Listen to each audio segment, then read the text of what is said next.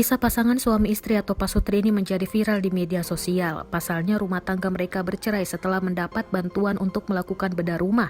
Pada umumnya bantuan membuat banyak pasutri bahagia. Penyebabnya dikarenakan pasutri itu tidak memiliki uang membayar tukang untuk membedah rumah mereka yang tak layak huni itu.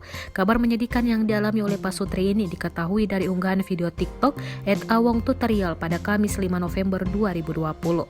Satu di antara videonya juga memperlihatkan kondisi rumah pasutri itu yang memang tidak layak untuk dihuni.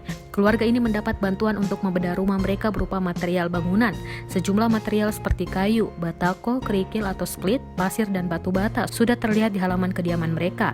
Akun TikTok tersebut tidak menjelaskan secara pasti siapa pemberi bantuan bedah rumah kepada pasutri itu. Namun disebutkan keseluruhannya berjumlah 15 juta yang diberikan dalam bentuk material saja. Sayangnya pasutri yang mendapat bantuan rumah itu tetap saja tidak mampu membedah rumah mereka lantaran tidak memiliki biaya untuk membayar tukang. Sang suami pun sudah berusaha mendapatkan dana untuk merenovasi rumah mereka namun gagal. Keduanya pun sering terlibat cekcok hingga akhirnya sang suami memutuskan pasrah dan berhenti berusaha untuk mendapatkan uang. Hal itu pun membuat keduanya terlibat dalam pertengkaran sampai memutuskan untuk bercerai.